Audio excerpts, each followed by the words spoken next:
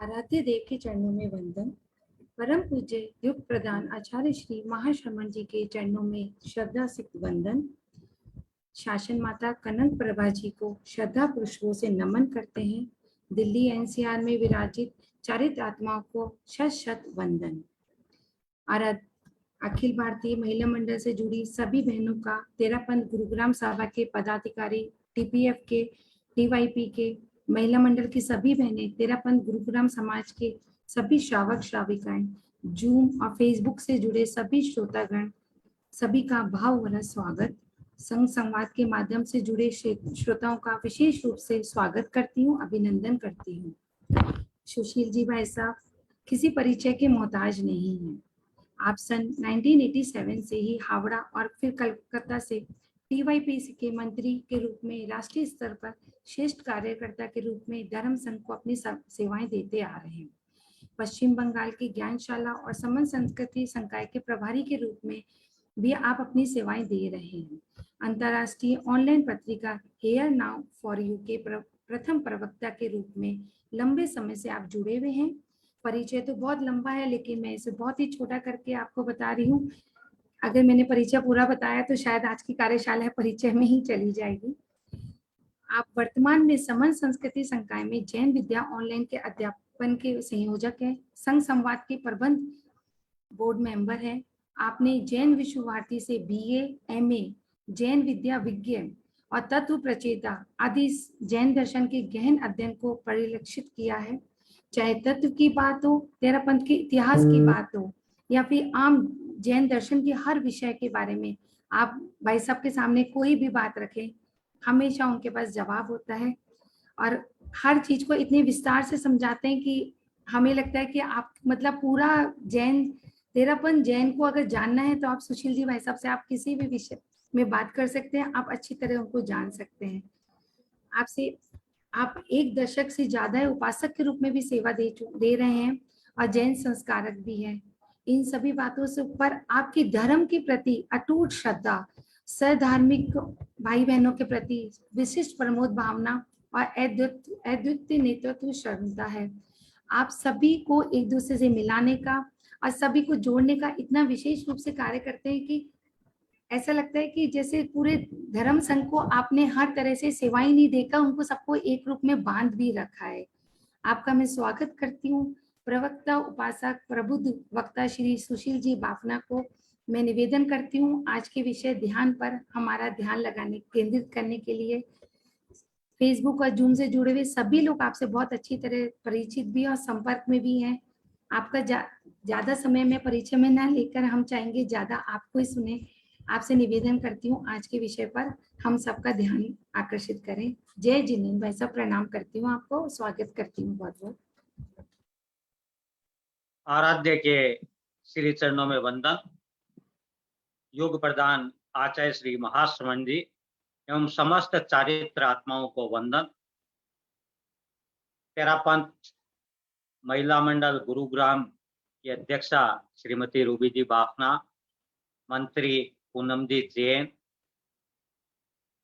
धर्म संघ की सभी संस्थाओं के पदाधिकारीगण, जैन स्कॉलर विकास जी जैन एवं उपस्थित श्रोतागण, विशेष रूप से हमारी संतोष जी जैन दार्जिलिंग से तेरापंथ महिला मंडल की पूर्व अध्यक्ष, सभी से ओम और हम। ये बड़ी प्रसन्नता की बात है मेरे लिए कि अखिल भारतीय तेरापंथ महिला मंडल ने एक ऐसा उपक्रम दिया जिससे हम अनेक विषयों की व्यवहारिक जीवन में उसका उपयोग कैसे करें इसकी जानकारी भी प्राप्त कर सकते हैं और अपने जीवन में परिष्कार और परिमार्जन भी ला सकते हैं। मैं अपना सौभाग्य मानता हूं कि इस श्रृंखला में जब आहार की कार्यशाला थी तो तेरापंथ महिला मंडल अहमदाबाद के साथ कुछ वार्तालाप करने का अवसर मिला और जब लेसिया की बात आई तो तेरापंथ महिला मंडल जलगांव के साथ कुछ चर्चा विमर्श किया और आज ध्यान विषय पर तेरापंथ महिला मंडल गुरुग्राम के साथ आपके सामने उपस्थित हूँ।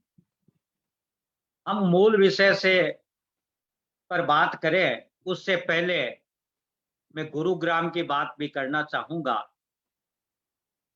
गुरुग्राम अपने आप में गरिमामय नाम है, गुरु की महिमा को याद दिलाने वाला भी है। और इससे पहले भी जो इसका नाम था गुड़गांव, वो भी एक मिठास भरा नाम था। और उस क्षेत्र में 2014 में मुझे जाने का अवसर मिला। आज भी वो स्मृतियां एकदम ताजा हो जाती है। बहुश्रुत परिषद के संयोजक मुनि श्री महेंद्र कुमार जी वहां पर विराज रहे थे, उनके दर्शन उपासना का अवसर मिला। और उस समय रूबी जी से भी परिचय था और विकास जी से भी परिचय था। मुझे अच्छी तरह याद है कि हम रूबी जी को जागरूक पाठिका के नाम से जानते थे। और बहुत बड़ा एक कारण था कि न केवल वे पोस्ट तन्मयता से पढ़ती थी, बल्कि जहां भी अपेक्षा लगती थी वे जिज्ञासा रखती थी। और उस जिज्ञासा से किस प्रकार ज्ञान का विकास होता है ये हम सब जानते हैं। विकास जी से भी हमने देखा कि मूल आगम के संबंध में उनका जो ज्ञान था और उसके बाद में जैन स्कॉलर के रूप में और एक अच्छे संदर्भ प्रदान करने वाले स्कॉलर के रूप में हम विकास जी को जानते हैं। समय समय पर गुरुग्राम के भाई बहनों को वे प्रशिक्षण देते रहते हैं। ये अपने आप में एक अच्छा सौभाग्य मिलता है कि जहां पर इस प्रकार के विद्वान लगातार आपको प्रशिक्षण देते रहते हैं। आज का जो विषय है ध्यान, और इसके साथ साथ जो एक बात ये थी कि ये रूपांतरण कार्यशाला है कि हमारे जीवन में परिवर्तन कैसे आए, रूपांतरण कैसे हो, पॉजिटिव वे में हम कैसे जाए, और उसके साथ साथ इसका व्यवहारिक पक्ष भी सुदृढ़ रहे। केवल हम थ्योरी को जान ले उससे लाभ नहीं होता। लेकिन ये भी निश्चित है कि जैसे कहा गया है पढ़म नानम तवोदया, पहले हम जाने ज्ञान करें फिर उसका आचरण करें। हम आचार्य महाप्रज्ञ जी के साहित्य को देखते हैं तो वह ये टाइटल भी मिल जाता है कि प्रेक्ष्य ध्यान सिद्धांत और प्रयोग, जीवन विज्ञान सिद्धांत और प्रयोग। प्रयोग का अपना मूल्य है, लेकिन उससे पहले थोड़ा बहुत सिद्धांत तो हमको जानना बहुत जरूरी है। बाद में हम प्रयोग की दिशा में आगे बढ़ सकते हैं। वैसे भी आचार्य महाप्रज्ञ जी के प्रिय शब्द थे प्रयोग और प्रशिक्षण। उस बात पर बल देते थे कि एक धार्मिक को अपने जीवन में बदलाव आया या नहीं आया, रूपांतरण हुआ या नहीं हुआ, आप सामायिक कर रहे हैं, समता का विकास हुआ या नहीं हुआ, धर्म का फल आपको मिल रहा है या नहीं मिल रहा है, इसके कुछ मापदंड होने चाहिए कि आपके व्यवहार में क्या परिवर्तन आया है, आपके कसाई कितने उपशांत आया है, उपशांत हुए हैं। तो उस दृष्टि से उन्होंने ये बातें कही। जैन दर्शन में जितनी सूक्ष्मता से तत्वों का विवेचन हुआ है, और उसके बाद में जब आचार्य महाप्रज्ञ जैसे आचार्य जिनकी प्रज्ञा जागृत थी उनका जब विश्लेषण देखते हैं तो गौरव की अनुभूति भी होती है। और ये एहसास भी करते हैं कि जब आचार्य महाप्रज्ञ जी कहते हैं कि एक आचार्य को, एक धार्मिक गुरु को उपायज्ञ भी होना चाहिए, धर्म आपको समस्या का समाधान भी दे सकता है। भगवान महावीर की साधना जिसके बारे में हम बहुत बार सुनते हैं, 12.5 साल का वह कालखंड जिसमें अनेक परिचय भी आए, और ये भी कहा जाता है कि वे 23 तीर्थंकरों के परिचय एक तरफ और भगवान महावीर के परिचय एक तरफ।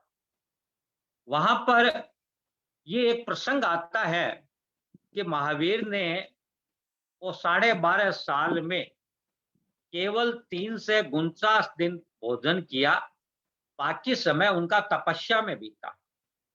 लेकिन आचार्य महाप्रज्ञ जी ने भगवान महावीर को अनेक कोणों से समझाया, और उन्होंने एक बहुत महत्वपूर्ण बात कही कि हमें ये देखना है कि क्या उन्होंने तपस्या की या तपस्या सहज रूप से हो गई।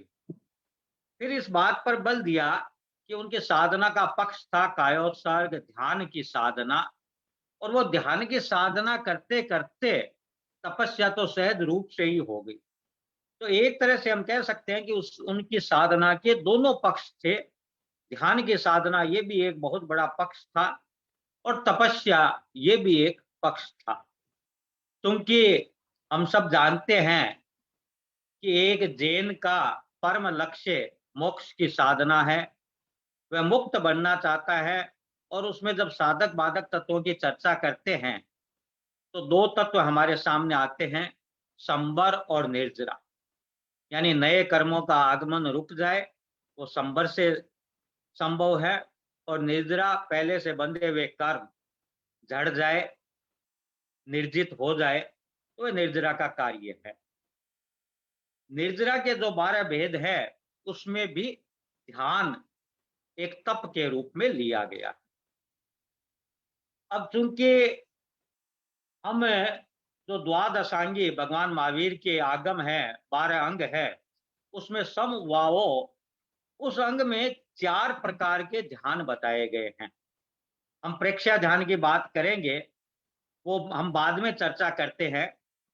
तो वहां पर 25 बोल का जो थोकड़ा है उसमें 19वां बोल ध्यान के 4 प्रकार बताए गए हैं। आर्त ध्यान, रौद्र ध्यान, धर्म ध्यान और शुक्ल ध्यान। 25 बोल के थोकड़े से हम परिचित रहते हैं, लेकिन जब हम और गहराई में जाते हैं तो पता लगता है कि भाई आचार्यों ने कितने सुंदर ढंग से आगमों के सार को उस थोकड़े में समाविष्ट कर दिया गया है। अब देखेंगे कि 25 बोल में जो भी बोल है, कोई भगवती सूत्र से लिया गया है, कोई ठानंग सूत्र से लिया गया है, कोई समवायांग सूत्र से लिया गया है, कोई प्रज्ञापना से लिया गया है, और इसका संदर्भ कम लोग देखते हैं। लेकिन आज उनकी जो उपस्थित है उनसे मैं कहना चाहूंगा कि आप जीव अजीव की पुस्तक जब भी पढ़े तो अंत में जो परिशिष्ट हैं उस पर भी एक नजर आपको डाल लेनी चाहिए, ताकि आपको आगम का मूल पाठ कहां से उद्धृत किया गया है उसका भी पता लग जाता है। तो यहाँ 4 ध्यान में ये बताया गया कि 2 ध्यान अप्रशस्त है, अच्छे नहीं है, और 2 ध्यान अच्छे हैं। तब एक प्रश्न आता है कि फिर ध्यान की परिभाषा क्या है? क्योंकि या तो ध्यान की बात हो, लेस्या की बात हो, उसमें भी वही बात है, अप्रशस्त लेस्या, शुभ लेस्या, और प्रशस्त लेस्या, शुभ लेस्या। तो परिभाषा इसको हम इसलिए इस तरह कर सकते हैं कि एक आलंबर पर मन स्थापित करने में जो जीव एकाग्र होता है वह एक तरह से ध्यान है, एकाग्र चित्तता ध्यान है। अब आर्त ध्यान की जो बात आती है तो उसको हम ये कह सकते हैं कि वेदनामय एकाग्र परिणति को आर्त ध्यान कहा जाता है। अब आर्त ध्यान क्यों होता है, अब इसको जानना भी इसलिए जरूरी है कि जिस चीज को समाप्त करना है उसके बारे में जानना भी बहुत ज्यादा जरूरी होता है।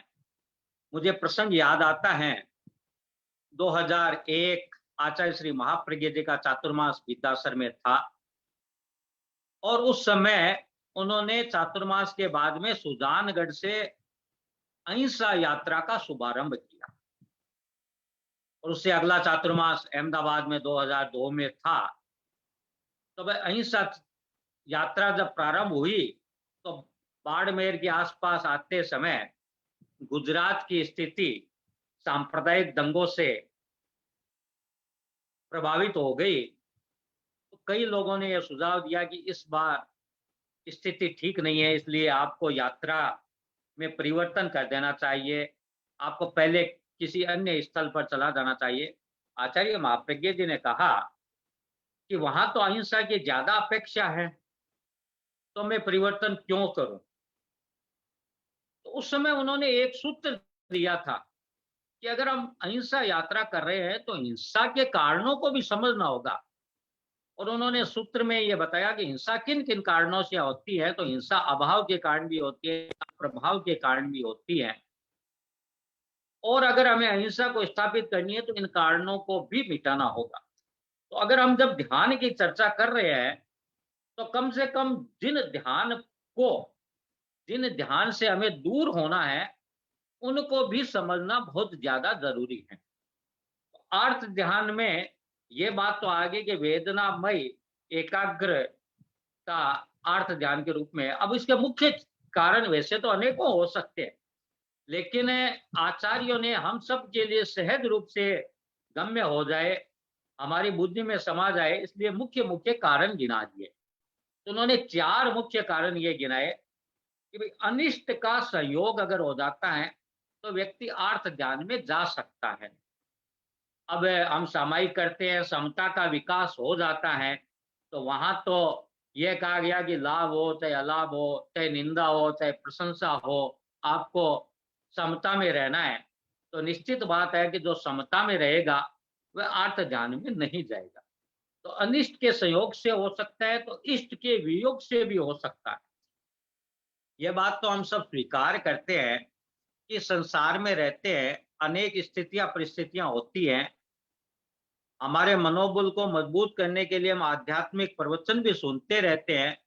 तो मोह के उदय से कुछ ऐसी स्थितियों में दुख भी उत्पन्न हो जाता है, लेकिन वह एक सीमा में रहे। इस बात को हमें यह प्रेरणा देता है कि इष्ट वियोग जो हमारी इच्छित युक्ति है उससे अगर दूर हो जाती है तो भी अर्थ ध्यान की स्थिति आ जाती है। तीसरी होती है कि रोग की वेदना जब होती है तो कई बार देखते हैं कि भाई वेदना होती है तो निश्चित बात है कि तकलीफ तो होती है, नहीं तो फिर सात वेदनीय कर्म अच्छा और असात वेदनीय कर्म प्रतिकूल क्यों मानते। लेकिन इतना अंतर जरूर आ जाता है कि जो जागरूक होता है, जो धर्म में विश्वास करने वाला होता है, वो उसे समता के साथ सहन करने का प्रयास करता है और बहुत ज्यादा आकुलहट नहीं करता।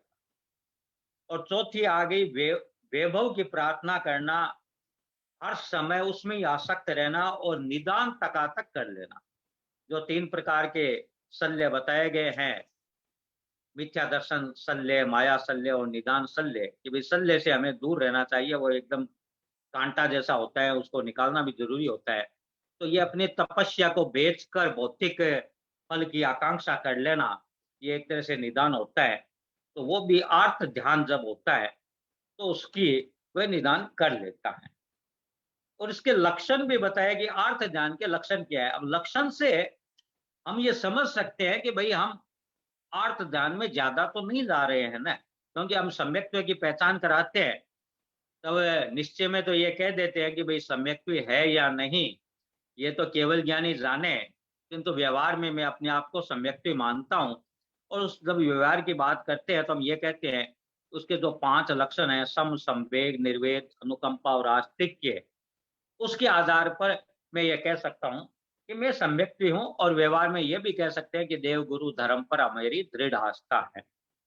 तो ये लक्षण ये बताए कि जोर जोर से चिल्लाना, अश्रुपूर्ण आंखों से दीनता दिखाना, विलाप करना, छाती सिर आदि को पीटना, ये सारे के सारे अर्थ ध्यान के लक्षण हैं। तो इसको जानने का अर्थ यह हो गया कि हमारा ये संकल्प पुष्ट हो जाए कि भाई ठीक है, इस प्रकार की स्थिति न आए। और अगर स्थिति मान लो इस प्रकार की कोई परिस्थिति आ भी जाए तो हम समता के साथ रहे, लेकिन कम से कम आर्त ध्यान जैसी स्थिति हमें न आए। ये किस गुणस्थान तक रहता है तो इसका भी ये बताया गया कि ये पहले से 6ठे गुणस्थान तक हो सकता है। और आर्त ध्यान के समय 3 लेस्याएं होती है। जो 3 प्रशस्त लेस्या है, कृष्ण, नील और कापोद, वो ही रहती है। और ये सब राग द्वेष और मोह के कारण बनती है ये स्थिति, और ये सारे संसार के हेतु है। तो जिसको संसार सागर को पार करना है उसको अर्थ ध्यान से दूर रहना है। दूसरा ध्यान वो भी है, प्रशस्त ध्यान माना गया है, रौद्र ध्यान। जैसा कि नाम से ही पता लगता है कि रौद्र है। 4 प्रकार बताए गए हैं। पहला है हिंसानुबंधी, इसमें निर्दयता बनकर प्राणियों का वध कर देता है। दूसरा मृषानुबंधी, माया करके दूसरे को ठगने की प्रवृत्ति, स्तेयनबंदी, तीव्र क्रोध और लोभ से अनार्य आचरण करना। अनार्य आचरण को हम ये कह सकते हैं कि जो धर्म सम्मत भी नहीं है और एक तरह से सभ्य समाज में भी सम्मत नहीं है, उस प्रकार का आचरण करना। और विषय संरक्षण अनुबंधी, यानी 5 इंद्रियों के प्रति गहरी आसक्ति, चाहे वो शब्द, रस, गंध, वर्ण के प्रति, ये जो बातें हैं, ये रौद्र ध्यान की बात है। और इसके लक्षण में ये समझ लो, क्रूरता का व्यवहार, हिंसा आदि करना। और सबसे बड़ी बात जो बताई गई है कि ये सब करने के बाद उसको किसी भी तरह का अनुताप नहीं होता, पश्चाताप नहीं होता। ये रौद्र ध्यान की होती है। आप देखिए, हम छद्मस्त व्यक्ति है, वीतराग नहीं है, क्षणिक रूप से अगर कोई आवेश आ जाता है या किसी के साथ कोई व्यवहार ऐसा हो जाता है, अब बाद में जब हम चिंतन करते हैं तो एक थोड़ा पश्चाताप का भाव आ जाता है कि अरे भाई ऐसा नहीं करते, क्या जरूरत थी, मैं चुप रह जाता, मैं शांत हो जाता। यहाँ पर रौद्र ध्यान के साथ ये बताया गया है कि उसको कोई अनुताप भी नहीं होता। और इसके लिए ये बताया है कि ये पहले से 5वें गुण स्थान तक होता है। यानी एक तरह से हम ये मान सकते हैं कि महावृत्ति रौद्र ध्यान में नहीं जाता, नरक गति का मूल है। क्योंकि नरक गति, नरक आयुष्य के जो 4 कारण हैं, उसमें हम ये देखते हैं कि क्रूरतापूर्ण व्यवहार जो भी होता है वो नरक का कारण होता है। वो चाहे महाआरंभ की बात हो, महापरिग्रह की बात हो, और पंचेंद्रिय वध तथा मांसाहार, ये सब क्रूरता के प्रतीक होते हैं। इनमें लेशिया तो 3 है, प्रशस्ति लेती है, लेकिन वो पहले से ज्यादा क्लिष्ट रूप में इसमें रहती है। अब जो मूल बात है जिस पर हम अपना ध्यान केंद्रित करना चाहेंगे, वो तीसरा ध्यान है धर्म ध्यान। धर्म ध्यान धर्म से युक्त क्षमा आदि धर्मों की ध्येय बनाने वाला धर्म ध्यान है।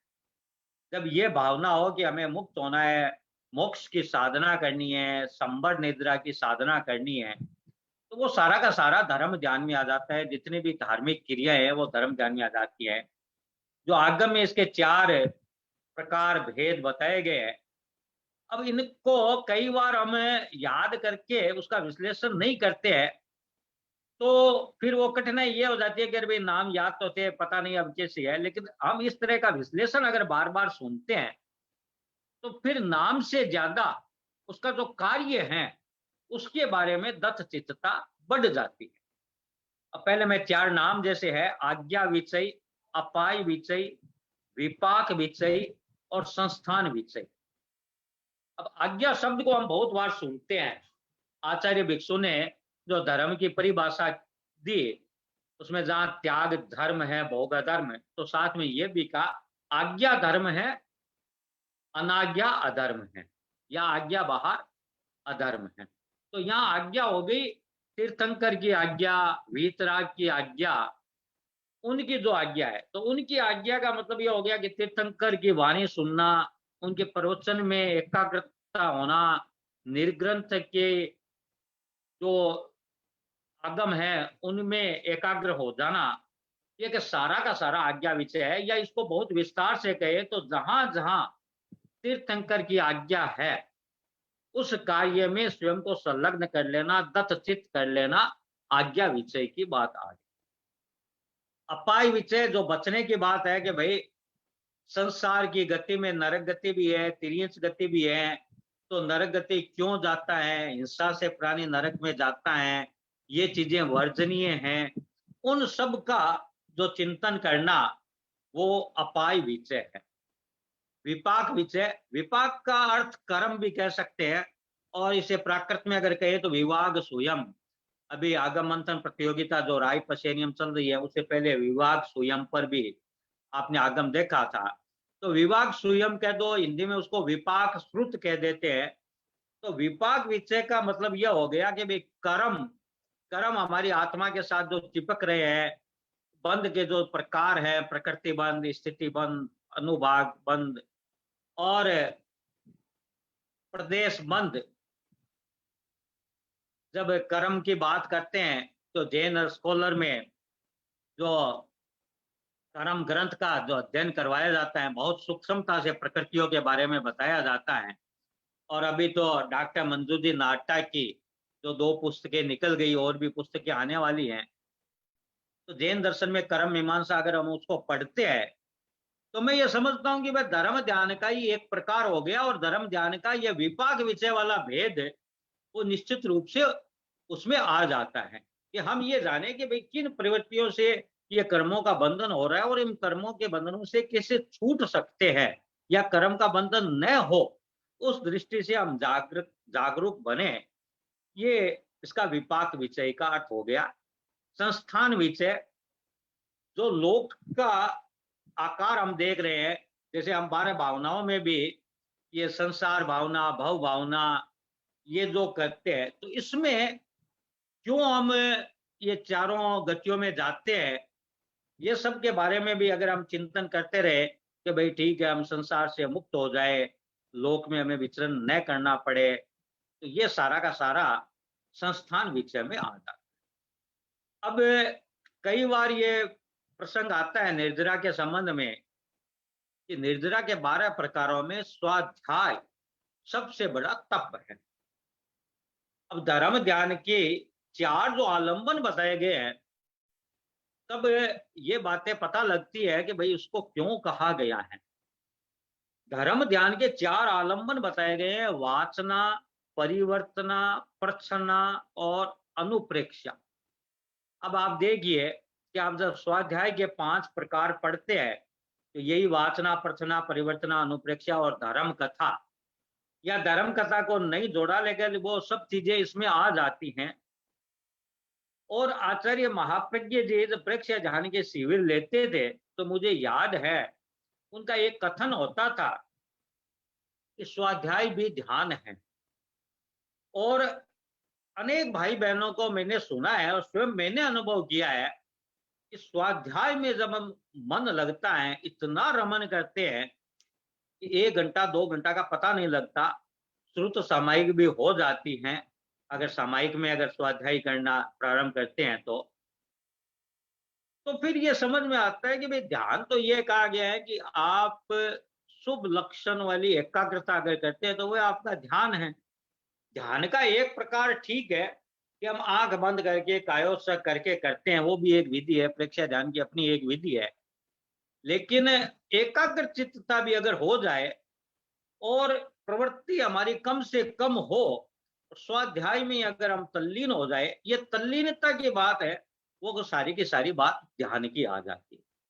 तो ये हमको एक समझने की बात है कि निर्जरा का अगर एक उपाय ध्यान है, तो एक उपाय स्वाध्याय भी है।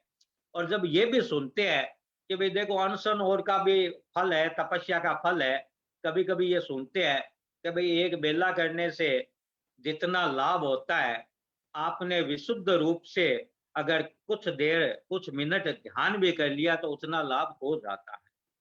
तो ये शुभ भावों की, क्योंकि मूल बात है कि हम राग द्वेष से परे होकर कितने एकाग्रचित हो सकते हैं। और जब ये अच्छी अच्छी बातें पढ़ते हैं, भगवान की वाणी पढ़ते हैं और उसमें रम जाते हैं, तो वह ध्यान भी हो जाता है और स्वाध्याय भी हो जाता है। यहाँ जब गहराई से पढ़ते हैं, तब हमें लगता है कि जैन दर्शन की कितनी बातें एक दूसरे से जुड़ी हुई है। चाहे वो धर्म के 10 प्रकार की बात कर ले, 12 भावनाओं की बात कर ले, लेशाओं की बात कर ले, तो यहाँ जो 4 अनुप्रेक्षाएं बताई गई है कि धर्म ध्यान के लिए कौन कौन सी अनुप्रेक्षा है, तो वहां बताई गई है अनित्य, ऐसा, एकत्व और संसार अनुप्रेक्षा। मैं समझता हूँ कि ये संस्थान विषय की जो बात है वो संसार अनुप्रेक्षा से जुड़ी हुई है। अनित्य यानी कोई भी जो संयोग है वो स्थायी नहीं है, नित्य नहीं है, तो ये अनित्य की भावना होती है, तो निश्चित रूप से हम आर्त ध्यान और रौद्र ध्यान में नहीं जाते। शरण यानी आत्मा ही हमारी शरण है, या जो हम मंगल पाठ में जो बोलते हैं अरियंत शरण है, सिद्ध शरण है, साधु शरण है और केवली प्ररूपित धर्म शरण है, जिसको हम लोकोत्तर शरण के रूप में जानते हैं, वही शरण है। बाकी कोई त्राण दे नहीं सकता। और ये सब दृष्टांत और उदाहरण हमें अनेक बातों से पता लगती है। जब अनाथि मुनि का प्रसंग सुनते हैं तो पता चलता है कि भाई वेदना को कोई बांट नहीं सकता, और स्वयं के नाथ बनना है तो कर्मों से आपको मुक्त हो जाना है। एकत्व की बात भी अपने आप में ऐसा है कि जो व्यक्ति कर्म करता है उसको ही भोगना पड़ता है। यहाँ पर उसको डिवाइड नहीं किया जा सकता, ट्रांसफर नहीं किया जा सकता। ये एकत्व की जो अनुप्रेक्षा है, ये सारी की सारी बातें धर्म ज्ञान से जुड़ी होती हैं। अब जो ध्यान का चौथा प्रकार है शुक्ल ध्यान, जो हमारी कामना है कि हम उस ध्यान तक पहुंचे। हालांकि कुछ हर बात की लिमिटेशन होती है, लेकिन उसको जानना, हो सकता है भव भवांतर में भी ये सारी बातें हमारे लिए बहुत उपयोगी हो जाए। कब हमारे वह संस्कार उदय में आ जाए। तो शुक्ल ध्यान के लिए यह बताया गया कि समग्र अशुद्धियों का विलय हो जाने पर निर्मल बन जाना शुक्ल ध्यान है।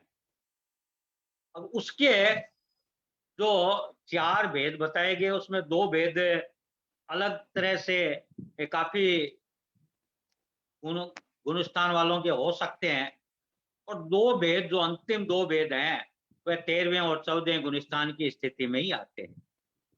इनमें भी कई बार यह होता है कि शुक्ल ध्यान के प्रकार के बारे में शब्दों पर अगर हम ध्यान नहीं देते हैं तो वह याद भी नहीं रहता, और अगर उसके शब्दों की मीमांसा कर लेते हैं तो वह याद भी जल्दी रहने लग जाता है। जैसे पहली बात है पृथक वितर्क अविचार। अब यह वितर्क या तर्क या एक तरह से मीमांसा कह देती है सविचार, अविचार नहीं सविचार। यानी यहाँ तो विचार और चिंतन की बात आई गई है। तो यहाँ यह बताया गया है कि जैसे हम मानते हैं कि एक द्रव्य या द्रव्य की या सत्य की जो परिभाषा करते हैं कि उत्पाद व्यय द्रव्यात्मक, यानी कोई भी पदार्थ है वह उत्पाद व्यय और द्रव्य से युक्त है। तो हम उसको उत्पाद क्या है, व्यय क्या है, द्रव्य क्या है, इस बात को भी देखते हैं। वह मूर्त अमूर्त का चिंतन भी कर लेते हैं। पर्याय क्या है उसको अलग अलग नई से देख लेते हैं। पर्याय बदलता रहता है उसको भी हम देख लेते हैं। तो ये जो सारा विचार जो करते हैं सह विचार, ये पृथक वितर्क वाली बात हो गई। और दूसरा इसका जो अगला भेद आ जाता है एकत्व वितर्क अविचार। अब इसमें विचार को सीमित कर दिया गया। सीमित इस दृष्टि से कर दिया गया कि भाई आप एक पर्याय पर ही अपने मन को निष्कर प्रकंप भाव से लगा दें, उसका ही चिंतन करें। अगर उत्पाद पर कर रहे हैं तो उत्पाद को ही का ही चिंतन करें। यानी चिंतन बहुत सीमित हो जाता है। तो ये आपका एकत्व वितर्क अविचार वाली बात। तीसरा इसका है सूक्ष्म क्रिया अनिवृत्ति। अब देखिए क्रिया की सूक्ष्म क्रिया, अब हम जब क्रिया की बात करते हैं या योग की बात करते हैं तो 3 योग होते हैं, मन का योग, वचन का योग और काया का योग। निश्चित बात है कि मन का योग सूक्ष्म है, उसके बाद वचन का योग, और काया बहुत स्थूल योग में आ जाती है। तो ये सूक्ष्म क्रिया अनिवृत्ति यानी उनसे भी निवृत्त हो जाना। और ये स्थिति कब बनती है कि 13वें गुणस्थान के अंतिम समय में, जब वह 14वें गुणस्थान में प्रवेश करने की स्थिति में आता है। तो ये माना जाता है कि सामान्य तौर पर तो हम लोग पहले काया को स्थिर करते हैं, फिर वचन को, फिर मन को स्थिर करने की बात आती है। लेकिन यहाँ स्थिति ये रहती है कि मन की प्रवृत्ति सबसे पहले रुकती है, वचन की प्रवृत्ति भी रुक जाती है। तो ये दोनों तो सूक्ष्म प्रवृत्ति हो गई। तो ये सूक्ष्म क्रिया ये अनिवृत्त हो जाती है। तो फिर रहती कौन सी है? एक तो श्वास और उच्छ्वास की या काय योग की। तो ये मानना चाहिए कि भाई शुक्ल ध्यान में जो ये पहले 2 प्रकार है उसमें तीनों योग रहते हैं, मन योग, वचन योग, काय योग। ये तीसरा जो प्रकार है सूक्ष्म क्रिया अनिवृत्ति, इसमें केवल एक योग रहता है, काय योग। यानी वो 13वें गुणस्थान के अंतिम समय में आता है, और उसके बाद में 14वां गुणस्थान आता है। और उसका उस समय जो ध्यान होता है उसका नाम है समुच्चीन क्रिया अप्रतिपाती। और यहाँ पर अयोग की अवस्था आ जाती है। अब ये अप्रतिपाती हम लोग ने जब अवधि ज्ञान के प्रकार की बात करते हैं 6 प्रकार की, तो अनुगामी, अनुगामी, वर्धमान, हीयमान और एक लास्ट में जोड़ा आता है प्रतिपाती अप्रतिपाती। यानी जो ज्ञान आकर चला जाता है वह हो जाता है प्रतिपाती, और जो ज्ञान आकर कभी जाता नहीं वो अप्रतिपाती है। सम्यक्त्व में भी हम ये कहते हैं कि क्षयिक सम्यक्त्व आ गया तो वो अप्रतिपाती है। तो यही स्थिति ध्यान की यहाँ पर है, शुक्ल ध्यान की है कि 14वें गुण स्थान में ये सुख समुच्चयन क्रिया, ये क्रिया भी समाप्त हो जाती है, यानी अयोग की स्थिति आ जाती है। अयोग योग नहीं होता है तो लेस्या भी नहीं होती। यहाँ पर शुक्ल लेस्या भी नहीं होती, उससे पहले शुक्ल लेस्या होती है। तो अलेसी और अप्रतिपाती, यानी यहाँ से उसको पीछे नहीं जाना है, यहाँ से उस अवस्था का पतन होना ही नहीं है। तो ये जो है वो शुक्ल ध्यान का प्रयोग है। अब ध्यान की साधना कौन कर सकता है, तो उसके लिए कुछ बड़े बड़े जो सूत्र दिए गए हैं कि वह मुनि जो परिचय और उपसर्ग से भयभीत नहीं होता। ये खासकर मैं धर्म ध्यान और शुक्ल ध्यान की बात बता रहा हूँ। और धर्म ध्यान में ये शुक्ल ध्यान के लिए भी पहले जो 2 है उनके लिए माना गया है कि चतुर्दशी पूर्व धर, जो 7वें गुण स्थान से एक तरह से 12वें गुण स्थान तक, उनकी पहले 2 भेद शुक्ल ध्यान के हो सकते हैं। तीसरा भेद जैसे मैंने बताया 13वें गुण स्थान के अंत में, और चौथा भेद 14वें गुण स्थान में होता है। जो सूक्ष्म भावों में और देव माया में मूड नहीं होता, यानी किसी तरह का कोई प्रलोभन नहीं होता, वह शरीर और आत्मा की भिन्नता को जानता है। ये एक बहुत बड़ा सूत्र है। हम लोग विशेषकर जब संथारा, जो श्रावक का भी और साधु का भी तीसरा मनोरथ है, उस समय शरीर और आत्मा की भिन्नता के बारे में बहुत विशेष रूप से उसको जागरूक करते हैं। और इसके साथ साथ इस प्रकार के ध्यान की साधना करने वाला निसंग होकर शरीर और उपपत्ति से सर्वथा त्याग कर देता है। यानी शरीर का वैसे तो त्याग होता नहीं है, लेकिन शरीर के प्रति कोई ममत्व नहीं रखता। और जो व्युत्सर्ग की बात करते हैं कि उपदि, किसी भी प्रकार का ये टाइटल या कोई भी तरह का पद वगैरह, ये सब जितनी भी उपदि होती है उससे वह अलग हो जाता है, तब वह ध्यान साधना के लिए उपयुक्त बनता है।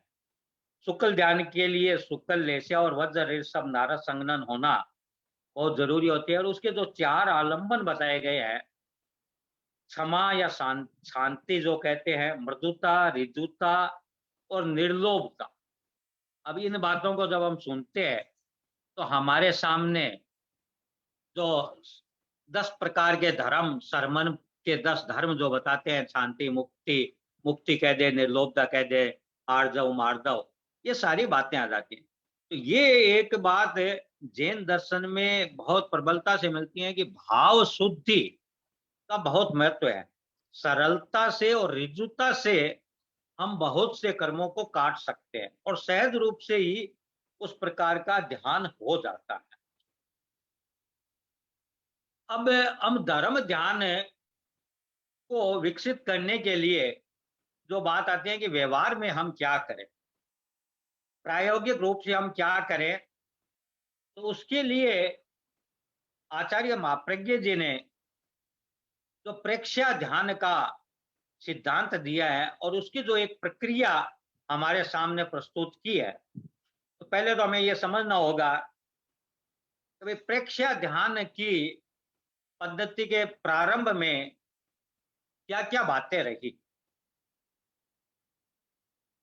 तेरापंथ धर्म संघ के नवम अधिशास्त्र आचार्य श्री तुलसी ने जब देखा अनैतिक आचरण भी चलता है और धर्म भी चलता है, और धर्म को केवल उपासना मात्र समझ लिया गया है, आध्यात्म की जो मूल बात है उसको गौण कर दिया गया है, व्यवहार में अनैतिकता भी चलती है, उसको धर्म का अंग भी नहीं माना जा रहा है, तो उन्होंने अनवर्त की आचार संहिता दी। अनवर्त ने एक तरह से सामाजिक क्रांति का कार्य किया। अनवर्त की एक साधना पद्धति भी थी, उसमें ध्यान की बात भी थी, चिंतन की बात भी थी। लेकिन कुछ समय बाद लोगों ने यह कहना शुरू किया कि ये नियम तो बहुत अच्छे हैं, हम इसको स्वीकार भी करना चाहते हैं, स्वीकार कर भी लेते हैं, किंतु हमारा संकल्प टूट जाता है। तो फिर ये लगा कि भाई ये बदलाव भी होना चाहिए, हमारे जो श्राव है वो भी बदलने चाहिए। तो ये कैसे संभव हो सकता है? तो उसके साथ में प्रेक्षा ध्यान की बात भी जुड़ी। अनवर्त से जुड़े हुए अनेक व्यक्ति, क्योंकि वो केवल जैन समाज तक सीमित नहीं था।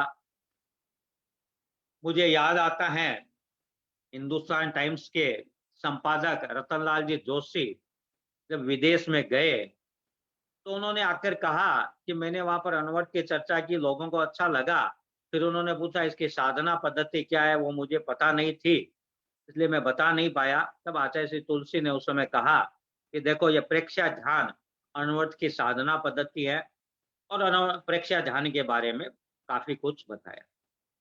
वैसे भी हम विश्व के क्षितिज पर तेरापंथ धर्म संघ का जो विकास हुआ है, उसमें अगर अनेक चीजें हो सकती है, आगम संपादन का भी अपना महत्व है, और भी बातें हैं। ये तो दो महत्वपूर्ण बातें अगर मैं कहना चाहूं, मुझे अगर चिन्हित करने के लिए कहा जाए, तो मैं ये कहूंगा कि समन श्रेणी का उद्गम और प्रेक्षा ध्यान, इन बातों से विदेश के अनेक व्यक्ति प्रभावित भी हुए, और उन्होंने जैन धर्म को और जैन दर्शन के निकट भी आए और महावीर को भी समझा। इंटरनेशनल प्रेक्षा मेडिटेशन कैंप जो 2002 अहमदाबाद से शुरू हुआ था, 2003 सूरत में भी हुआ, फिर 2005 लाडनो में भी हुआ, और अब तो अनेक शिविर हो गए। अनेक देशों में प्रेक्षा ध्यान के सेंटर भी खुल गए। तो हम मोटा मोटे तौर पर अगर हम देखें कि प्रेक्षा ध्यान के उद्देश्य क्या है, और फिर हम धर्म ध्यान के साथ उनके जो आज्ञा विचय, अपाय विचय, विपाक विचय के साथ मिलाए, तो बहुत समानता हमें मिलती है। प्रेक्षा ध्यान का मूल उद्देश्य तो है आत्म साक्षात्कार करना, चित्त की निर्मलता। और जब हम प्रेक्षा ध्यान प्रारंभ करते हैं तो यही संकल्प दोहराते हैं, एकाग्रता की शक्ति का विकास करना, अनंत ऊर्जा और अनंत आनंद का अनुभव करना, नकारात्मक चिंतन से और भावों को, जो नकारात्मक भाव है उनको सकारात्मकता में परिवर्तन करना, शांति का अनुभव करना, शारीरिक, मानसिक और भावनात्मक स्वास्थ्य को प्राप्त करना, व्यवहार और आदतों में परिष्कार लाना, परिवर्तन घटित करवाना। तो आज का ये जो 3 मुख्य बातें की गई थी, उसमें एक बहुत बड़ी बात ये थी कि हमारी व्यवहार और आदतों में परिवर्तन कैसे हो। अब प्रसंग तो इतने हैं कि जब एक एक प्रसंग आता है तो उसकी बात करना जरूरी हो जाता है कि नशे की आदत को छुड़ाने के लिए जहाँ प्रेरणा काम करती है, कभी कभी प्रयोग भी बहुत प्रभावशाली तरीके से काम करते हैं। अप्रमाद केंद्र, जो 13 चैतन्य केंद्रों में कान के पास अप्रमाद केंद्र हैं, उस पर ध्यान करने से नशे की आदत छूट जाती है। और प्रेक्षा ध्यान शिविर में जो शिविरार्थी थे, उनके ये निजी अनुभव रहे हैं कि हमारी ये जो व्यसन की आदत थी वह छूट गई। शुभकंज जी सुराना अहमदाबाद में रहते थे, वे ट्रेन में चल रहे थे, एक व्यक्ति काफी धूम्रपान कर रहा था। उन्होंने ऐसे पूछ लिया था कि भाई इतना क्यों करते हो, क्या आनंद आता है? तो उसने क्या पता क्या जवाब दिया, तंबाकू की बात को तो छोड़ दिया और कहा कि बस ये से इसको मैं घूंट लेकर जब धुआं निकालता हूं तो बड़ा आनंद आता है। तो शुभकर्ण जी प्रेक्षा ध्यान के प्रशिक्षक थे, उन्होंने कहा कि इसका मैं एक अच्छा विकल्प बता दूं और उससे ज्यादा आनंद आए तो। बोला क्या दिक्कत है? तो कहते हैं कि उन्होंने उसमें दीर्घ श्वास प्रेक्षा का प्रयोग करवाया। सहयोग कुछ ऐसा बैठा, ऐसा उसको लगा कि उसकी सम्यक तरीके से तो श्वास प्रेक्षा हुई और उसको बहुत आनंद आया। और बाद में पत्र व्यवहार से पता चला कि उसने नशे की आदत को छोड़ दी और श्वास प्रेक्षा को अपना लिया। मैं मानता हूं कि ये उदाहरण तो इसलिए बताए जाते हैं कि अगर वास्तव में कोई परिवर्तन करना चाहे और उस दिशा में आगे बढ़े तो परिवर्तन संभव है। बाकी ध्यान तो, जैसा मैंने कहा कि भाई सिद्धांत तो हम जानते हैं, इसका स्वयं प्रयोग करके अनुभव कर सकते हैं और स्वयं के अनुभव से ही हम बता सकते हैं। लक्ष्य की जो बात है कि सत्य का साक्षात करना, चेतना को निर्मल बनाना, प्रवृत्ति और निवृत्ति में संतुलन, ये भी एक ध्यान का बहुत बड़ा कार्य है। आध्यात्मिक दृष्टि से देखें तो राग द्वेष से परे रहना, ये ध्यान की सबसे बड़ी उपलब्धि है। और एक आध्यात्मिक पक्ष हम और देखते हैं कि जब हमने 9 तत्वों में साधक तत्व और बाधक तत्व की बात की थी, तो एक सूत्र हमारे सामने आता है कि बंधन है और बंधन के कारण भी है, मुक्ति है और मुक्ति के कारण भी है। अगर 9 तत्वों में हम खोजे तो यह सांसारिक जीवन 4 गतियों में भ्रमण बंधन ही है और बंधन के कारण आश्रव है और आश्रव से पुण्य पाप और बंध, वो भौगोलिक रूप से चेतन आत्मा के साथ तो नहीं चिपकते किंतु कर्म युक्त आत्मा के साथ चिपक जाते हैं। मुक्ति है और मुक्ति के साधक तत्व भी है और वे साधक तत्व है निर्जरा और संबल।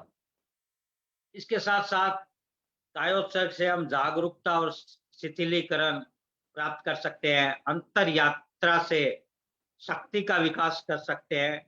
श्वास प्रेक्षा के बहुत लाभ है और ये बहुत सरल भी है। मैं श्वास प्रेक्षा की थोड़ी बात और करूंगा।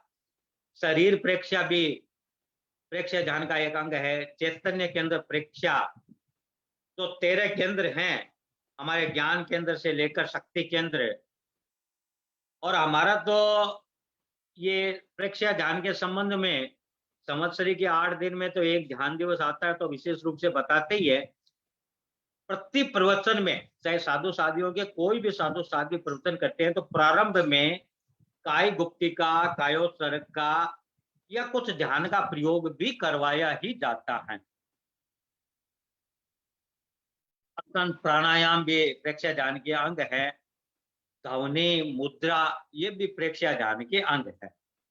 हम प्रेक्षा ध्यान और विपश्यना, जो भी बौद्ध संप्रदाय की ध्यान पद्धति है, उसमें काफी समानता भी है और कुछ कुछ बातों में डिफरेंस भी है। उसमें 2-3 बड़े डिफरेंस यही है कि वो आसन प्राणायाम को कोई विशेष महत्व नहीं देते, जबकि प्रेक्षा ध्यान पद्धति में दिया जाता है।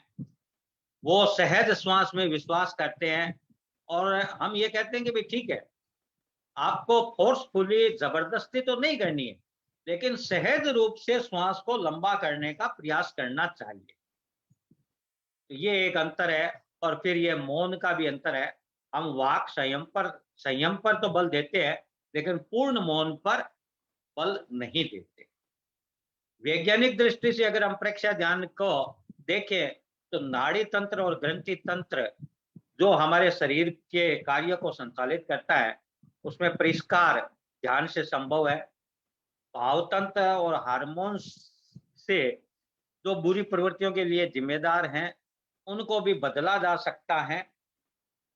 और हमारे व्यवहार को भी जो अवचेतन मन से निर्धारित होता है, तो हम अगर कोई बात अगर अवचेतन मन तक ध्यान के माध्यम से पहुंचा देते हैं, कायोत्सर्ग की मुद्रा में पहुंचा देते हैं, तो वह एक तरह से चमत्कार जैसा घटित हो जाता है। आचार्य महाप्रज्ञ जी की एक पुस्तक भी है, अवचेतन मन से संपर्क। तो ये एक प्रेक्षा ध्यान का वैज्ञानिक पक्ष भी समझ लीजिए। प्रेक्षा ध्यान के लाभ अनेक हैं। स्मरण शक्ति का विकास, एकाग्रता का विकास, निर्णय शक्ति का विकास, मानसिक संतुलन का विकास, धैर्य का विकास और आत्मविश्वास बढ़ाने वाला भी होता है। और सबसे बड़ी बात, नेगेटिव थॉट्स को बिल्कुल समाप्त कर देता है। पॉजिटिव चिंतन होता है, सकारात्मक चिंतन बढ़ जाता है। और श्वास प्रेक्षया की जो बात है, जो तो मैं इस पर इसलिए बल देना चाहता हूं कि श्वास प्रेक्षया एक तरह से दूसरी पद्धतियों से थोड़ी सरल मानता हूं। एक तो क्या है कि आप जब भी मान लो 5 मिनट भी अगर आपको समय है, आप अपना चित्त है श्वास पर टिका दें। श्वास गहरा लंबा लें और श्वास के साथ चित्त को लगा देंगे तो आपको लगेगा कि ज्ञाता दृष्टा भाव का विकास भी हो रहा है, आप राग द्वेष से परे भी हो गए, आपका शुभ शुभ योग भी हो गया। इस दृष्टि से श्वास प्रेक्षया का अभ्यास करना चाहिए। दूसरी इसकी व्यवहारिक बात है कि व्यवहारिक जीवन में एक बात यह हो सकती है कि आप 10 मिनट के प्रेक्षय ध्यान का अभ्यास कर लें। और खासकर मैं सामायिक साधकों से तो मेरा ये निवेदन ही रहता है कि भाई आप 50 मिनट के सामायिक कर रहे हैं तो उसको अगर 3-4 भागों में बांट दें तो 10 मिनट आप ध्यान कर सकते हैं। 2-3 मिनट कायोत्सर्ग, उसके बाद में 3-4 मिनट आप श्वास प्रेक्षया, वो पहले तेजस के अंदर पर नाभि के स्थान पर देख सकते हैं कि भाई श्वास गहरा लंबा आ रहा है, और उसके बाद में नथुने पर ले जाकर श्वास के साथ चित्त को लगा सकते हैं। और अंत में ज्योति केंद्र प्रेक्षया, वहां पर सफेद रंग का ध्यान कर ले तो 10 मिनट आपका बहुत आराम से ध्यान भी हो जाएगा और नियमित ध्यान हो जाएगा। नियमितता का अपना एक महत्व होता है। और उसके बाद में फिर चाहे आप जो माला वगैरह फेरते हैं या जप भी आपका हो जाएगा, कुछ आपका स्वाध्याय भी हो जाएगा। स्वाध्याय पुस्तक का भी कर सकते हैं या आपको पहले का जो चिताड़ना होता है वो भी कर सकते हैं। क्योंकि जब हम ये सुनते हैं कि भाई जयाचार्य उम्र के अपने अंतिम दशक में भी 25 बोल का चिताड़ना करते रहते थे। मैंने अनेक साधु साधियों को देखा है कि वो भी 25 बोल चिताड़ते रहते हैं। और मैं समझता हूँ कि 25 बोल जो चिताड़ते हैं उनके तत्व ज्ञान में बहुत पुष्ट हो जाते हैं। और अब तो बड़ी प्रसन्नता की बात है, मैं गुरुग्राम से भी देखता हूँ कि जो तेरा पंथ महिला मंडल का तत्व प्रचेता का जो पाठ्यक्रम है उसे अनेक बहनें जुड़ी हुई है और उनको पता है कि भाई 25 बोल के माध्यम से आप चाहे लघु दंडक हो, 52 बोल हो या आगे की संध्या, नियठा, काय स्थिति, गतागत, इन सब को बहुत आसानी से समझ सकते हैं। तो ये सारी बातें तो चलो मैंने प्रसंगवश ध्यान के साथ में बता दी। कुल मिला के जो ऊर्जा का संरक्षण, ऑक्सीजन की आपूर्ति, हर कोशिका तक आपका जो ऑक्सीजन पहुंचा देता है, तो ये सब श्वास प्रेक्षया के आपको सीधे सीधे लाभ हो जाता है। तार्किक शक्ति का विकास और कार्य क्षमता का विकास, ये प्रेक्षय ज्ञान की निश्चित रूप से उपलब्धि है। अभी कुछ दिन पहले ही जैसे मेरा ये एक गुड हैबिट ही मानता हूं कि सुबह सुबह आचार्य महाप्रज्ञ जी के पारस चैनल और संस्कार चैनल में प्रवचन आचार्य महाश्रमण जी के भी आते हैं, महाप्रज्ञ जी के भी रविवार को आ जाते हैं। तो उनमें वो बता रहे थे कि पहले एक शिविरार्थी आया और बोला मेरे पास समय नहीं है, इतना तो मैं नहीं करूंगा ध्यान। उन्होंने कहा आधा घंटा आप ध्यान बाद में करना। बोलता वो कुछ महीनों के बाद में आया और बोला नहीं मैं अब 1 घंटा ध्यान करता हूँ। ठीक है, वहां तक हर कोई नहीं पहुंच सकता। तो उन्होंने आचार्य पुरोहित ने पूछा कि आप तो कह रहे थे ना कि मेरे पास तो समय ही नहीं है। तो यहाँ उसके कार्य क्षमता के विकास को उन्होंने कहा कि विप्रेक्ष्य ध्यान से लाभ ये हुआ कि मैं जो 1 घंटा लगाता हूँ उसकी जगह मेरे 2 घंटे बचने लग गए। क्योंकि एकाग्र देखो कई अलग अलग तरह के कार्य होते हैं। एक देखो शारीरिक श्रम का कार्य होता है, एक किसी के अंतर्गत कार्य करना होता है, उसकी अपनी एक अलग शैली होती है। और जो अवन बोस होता है उसकी अपनी जो कार्यशैली होती है, उसमें जो उसकी कार्य क्षमता का विकास होता है तो काफी समय बच जाता है, क्योंकि वो क्विक डिसीजन ले सकता है, निर्णय शक्ति की बढ़ोतरी हो जाती है और कार्य क्षमता का विकास हो जाता है और एकाग्रता रहती है तो उससे बहुत लाभ होता है। तो फिर वो अभ्यास अधिक करने लगा। तो ये तो शिविरार्थियों की अपनी अपनी अनुभव है, लेकिन मैं उससे ज्यादा मूल्य मैं इस बात को देता हूं कि आपका क्या अनुभव है। आपका स्वयं का अनुभव ही महत्वपूर्ण है। और मैं सिर्फ इसमें एक दृष्टि से बात नहीं करता, मैं दोनों तीनों दृष्टि से बात करता हूँ। हमने अनेक बार ये सुना कि भाई आप ये रंगों का ध्यान तो करवाते हैं और आप बोलते रहते हैं, हम सुन लेते हैं, हमको तो कोई रंग नहीं दिख रहा है, न कोई लाल दिखता है, न कोई हरा दिखता है। ये बात भी सुनते हैं, लेकिन ये भी अनुभव है कि जब अभिनव सामयिक का प्रयोग करवाते हैं, सामूहिक रूप से जो एक वलय बनता है, 50 से 100 लोगों की जब उपस्थिति रहती है और उस समय जब नमस्कार महामंत्र पर एक-एक पद लेकर जब रंग का ध्यान करवाते हैं, तो काफ़ी लोग कहते हैं कि हाँ, आज तो हमको थोड़ा-थोड़ा रंग दिखा। तो ये तो अभ्यास की बात है, लेकिन मैं मानता हूँ कि वो कोई बड़ी बात नहीं है।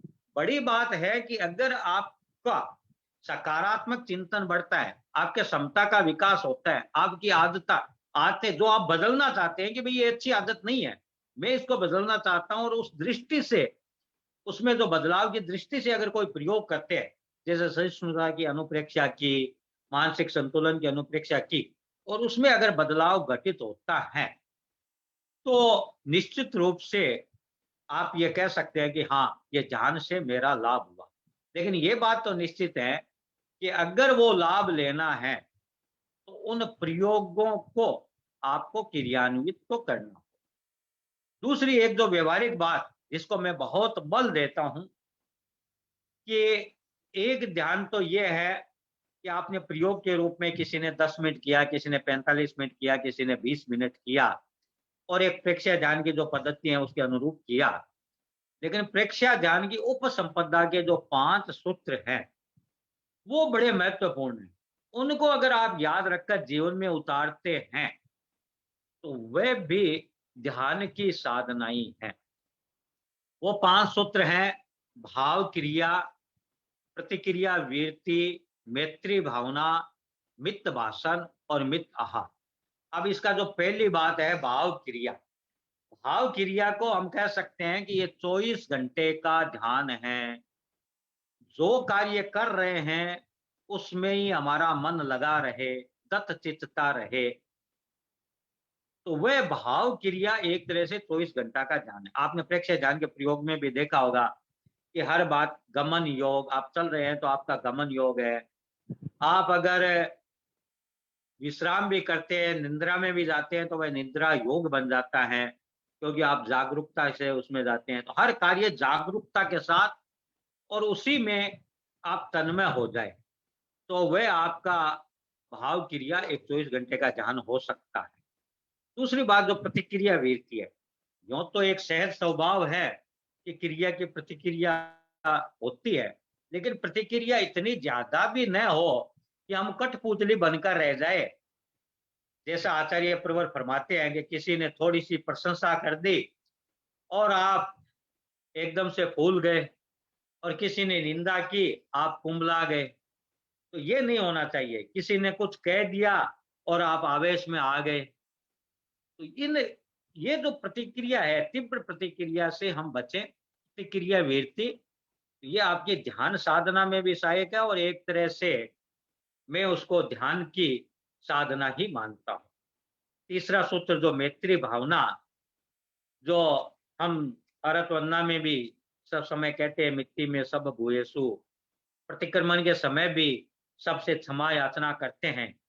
तो वह भावना हमारे भीतर भावित हो।